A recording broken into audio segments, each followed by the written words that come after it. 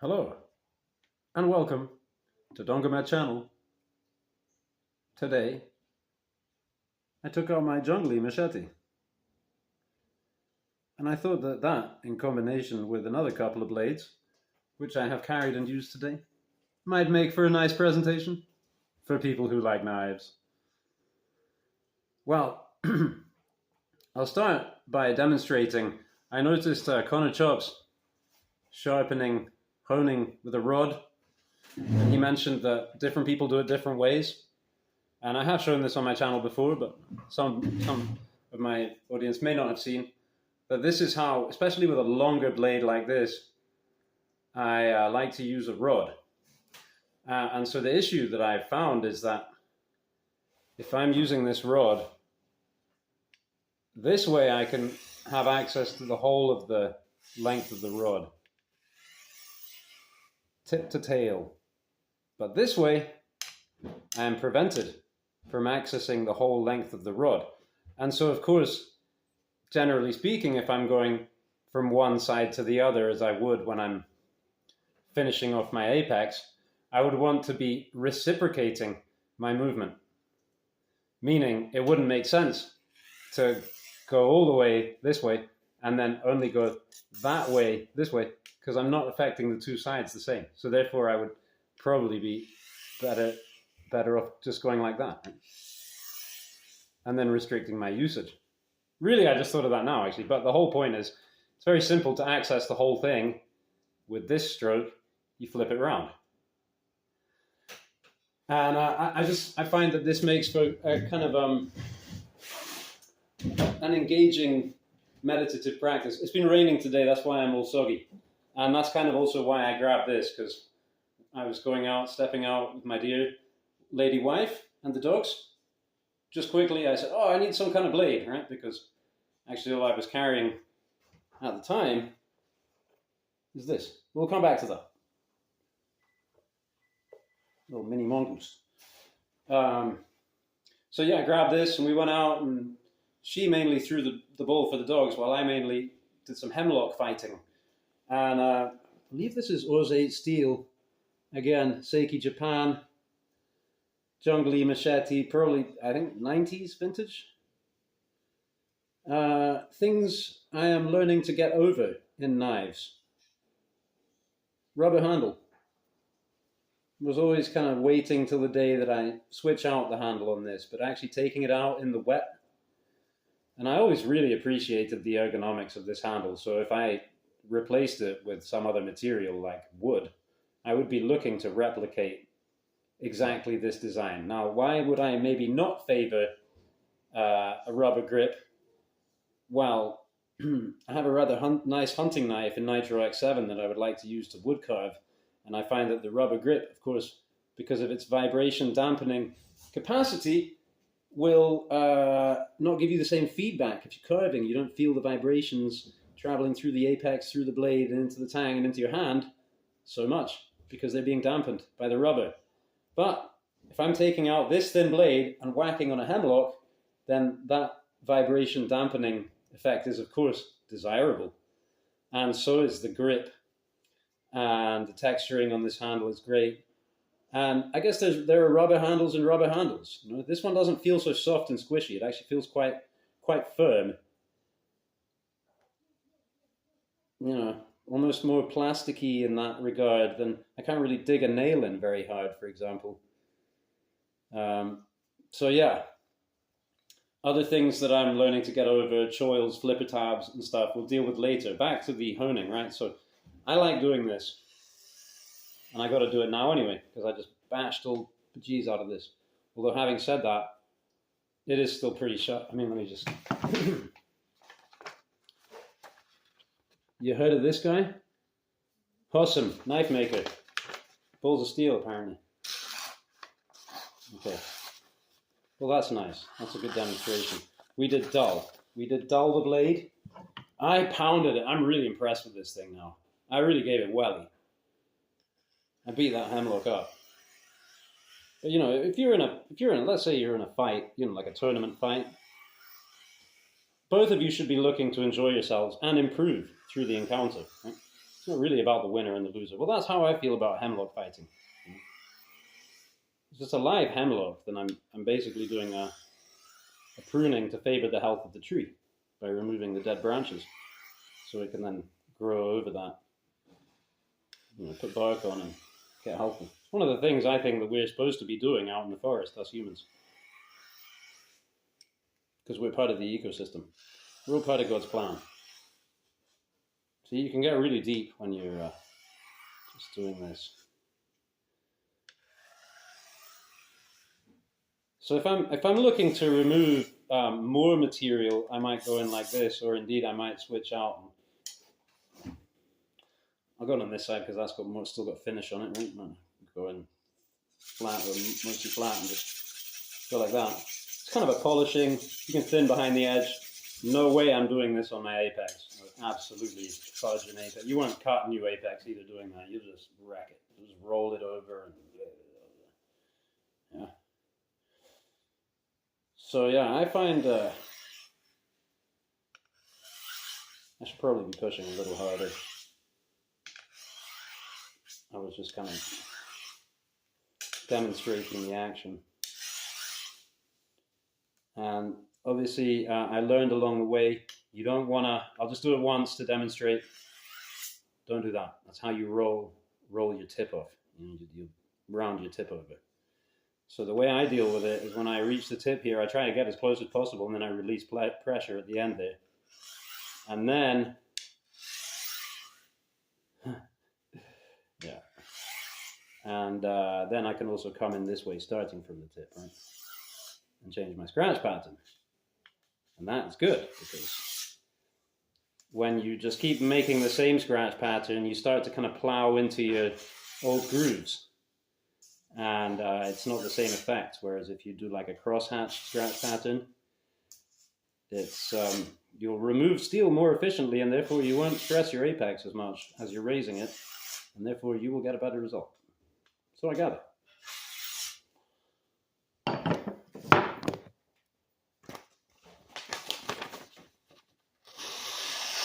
That'll do. That'll do, because, how finicky do you need to get? I'm not going to go and whittle a spoon with this right now. Here's the sheath. It's pretty neat. It's like a Kydex, one piece, very simple, kind of taco with a loop on the back. I'll take the belt off, actually. This is a tactical belt, quote unquote. And I cut it too short. So if I wear it with trousers, I really have to, breathe in. But it works just fine to throw on over, because I wear it higher up on my waist, and so it's just the right length for that. And therefore, I just dedicated it to this machete for the time being. And yeah, that's the sheath, and that's the kind of loop, the way they put it on, which is pretty cool because it gives you an angle, good angle. It's just a good workable sheath, lightweight. Don't worry about it in the rain. I don't really have to worry about this whole thing at all in the rain. It's pretty stainless and pretty cool. I did some truing on the edge. This is covered with pox from a carbide hammer. I thinned out, I convexed. I started, the original plunge grind was up here, you can see. So every time I sharpen, I just, I'm not desperate to work my way in here just yet, but I'm just riding. I just basically deleted the plunge, right? Start from wherever. Eventually it'll get sharp, but for now you can probably choke up 2 fingers, maybe even 3. Yeah, 3 risking it. It's a really good machete, really, really good. Why is it so good? Well, it's just good steel and good whatever, right? But notable for me about comparing this to your regular machete, Tramontina or whatever, it's probably about the same length, but it has this kick on the handle, right? That's one thing. The blade is much slimmer in this orientation and thicker in the stock. Probably twice as, I don't know if twice, but getting there. 1 2/3 as thick as a Tramontina, maybe twice as thick, I don't know. And yeah, Oz 8 steel. I'm becoming rather fond of the Oz 8 steel, especially after Jimbus Maximus told me it's really good. And I'm like, oh, okay. And then I took this out and I'm like, whacking with it. And I'm like, hey, this is Oz 8. You give it a little harder. good. Yeah, doesn't hold an amazing edge, but that was easy to bring the edge back out. So I get the feeling it's kind of a little crumbly on the fine. You know, it doesn't chip out, but it just gradually crumbles. You know, it doesn't roll and blah blah blah much. It just that was my feeling so far. Through this, the D.H. Russell, perhaps less so this one. I think this particular Kershaw Little Skinner here, we got a really good heat treatment on this, and it reminds me of the best 440C that I've tested, in my opinion, which is not much. You know, I like to sound like I have a lot of experience and I'm an authority, but of course this is all just received wisdom from watching other YouTubers. Well, not all. You know, I do have my thing. Right? I've quite a lot of stuff I figured out, but you know, whatever. So I took possession of a knife today via the mail. Excuse the color combo as well, by the way. That's a horrible clash, but I'm running out of clean clothes. Yeah, this thing. A John Demko design. How you like it? I present the lock side first. I should probably start doing that. Could be like a, you know, catchy thing. Then when someone else does it, someone can troll them in the comments and tell them to stop ripping me off. Yeah, I'll try and remember to do that. This is called the Castellan, or the Castellan, I'm not sure. Castellan, it would be pronounced in Castellano. The Castellan by John Demko, OEM'd by We Don't Know, sold by a company called Urban EDC. And I saw this on Edge Mindset channel and I said, ooh, that looks like a nice whittler. Just the profile, this kind of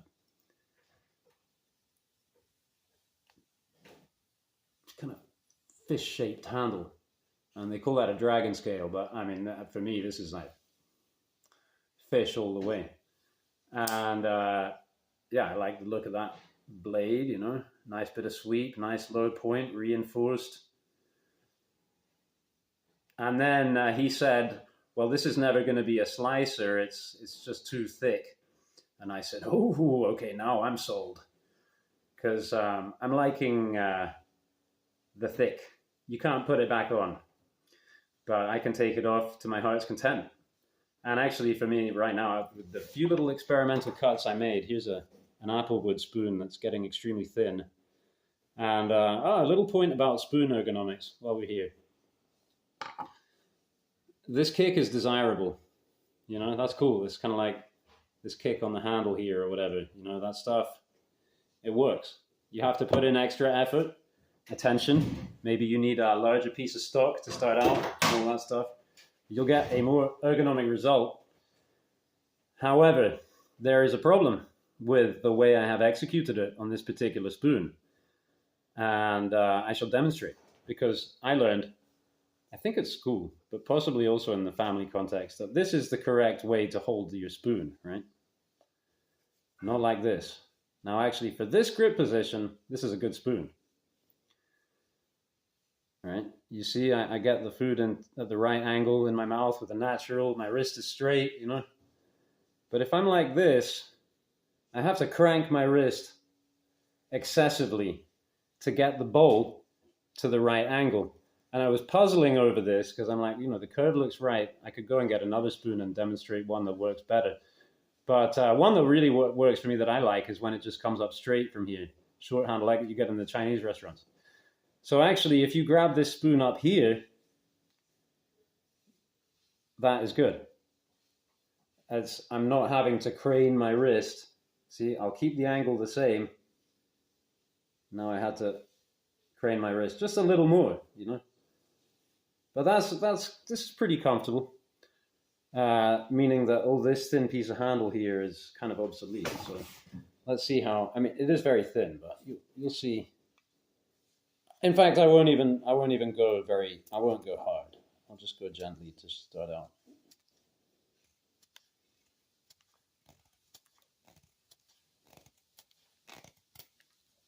Okay, well, I'll just go in hard from here now. Not hard, just harder. Oops.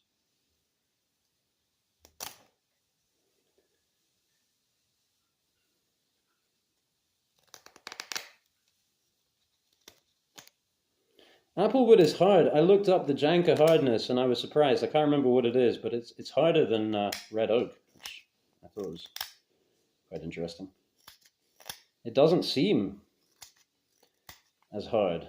I think it's just that's because of the grain. It has like a smoother grain structure. Lovely whittling, actually, Applewood. All the fruit woods are good. So that's more like it. Could probably go shorter as well. And besides which, this manner of holding a spoon can be used for serving and other things, right? So this could be, a spoon for serving olives or whatever.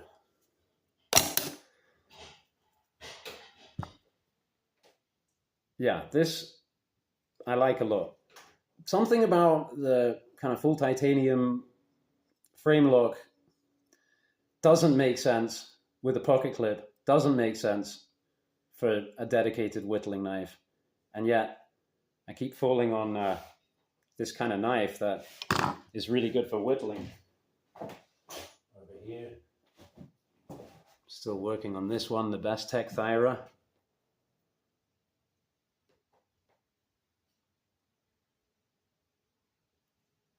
And this indeed came with an unusably thick geometry. Really just a stabber at that point. But this blade looked like a Sloyd knife to me. And I could tell that it was going to be too thick because I could see that the stock thickness, the low grind, and it had the primary bevel cut in there, creating a secondary bevel behind it. And that I have erased. And so now we only have a primary bevel, right? And then we have a flat, right? And that, incidentally, is why I call this the primary bevel.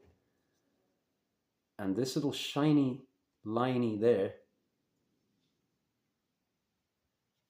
yeah, that thing that was just revealed, that I call the primary bevel. Why?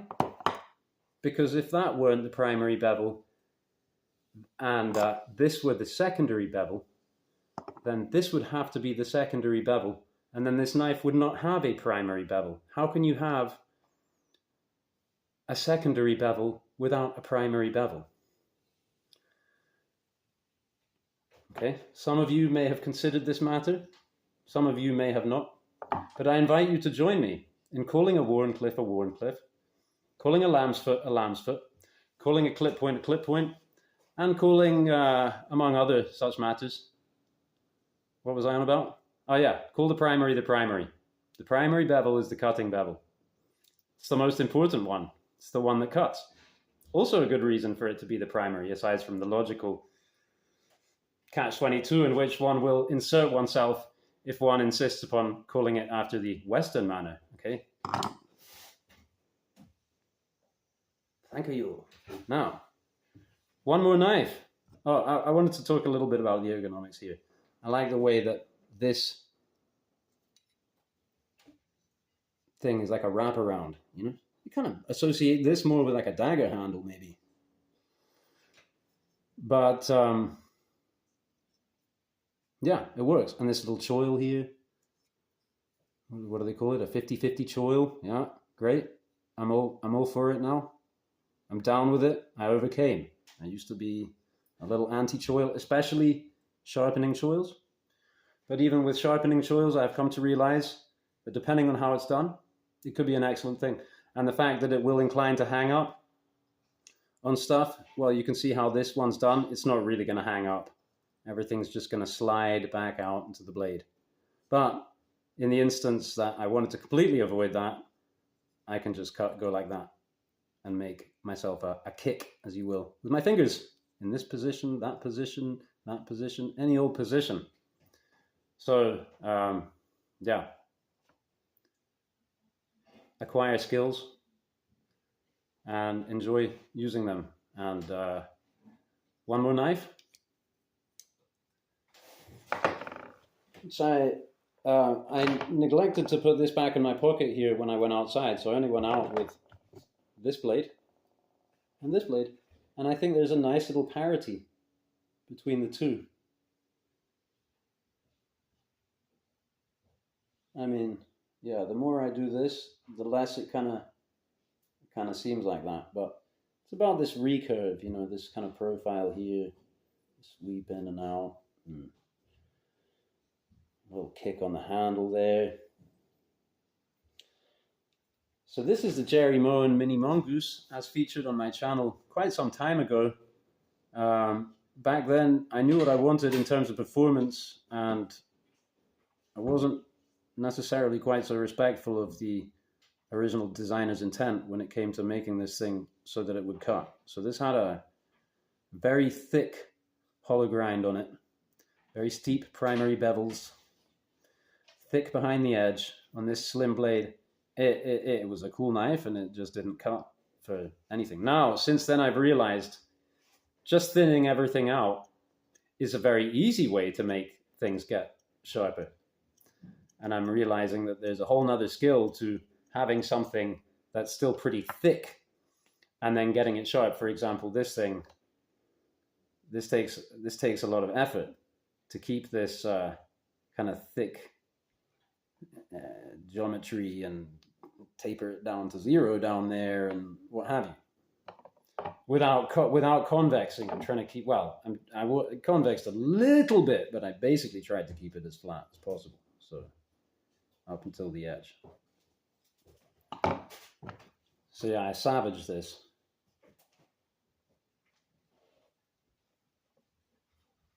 And I think dinner's almost ready. I'm gonna go. But yeah, the blade was not even. You know, the grind was not even. So you can see that on this side, the hollow is practically gone, and it's still pretty much there on this side. I ran over the maker's mark with a low grit. I showed this on my channel after doing that, and I actually had a comment from someone that said, "You effed it up." And as I recall, I was like, "Well, yeah, bro, but now it cuts." I did a little pruning with this out there, and I've used it today for cleaning under my fingernails, a little spot of whittling. Actually, I found do I have that in my pocket? No, I had this little applewood spoon blank thing. Well, it's going to be like a serving spoon. It's just a kind of a chunk at the moment. That's pocket-sized chunk that I can carry around with me and test. So I'm not chopping into it. I'm just whittling it gently. But this thing makes it. Oh, yeah. When I was out with this, I picked me up a little V, so I could smell dinner. But let me just do a quick little slingshot whittle for you. So you can see this is a nice little slingshot whittler. This will let you do this kind of thing very nicely. That sweeping tip. And then if you want to work in the round, so I'll just pick a section down here which is going to get cut off later. And you get it there in that recurve, and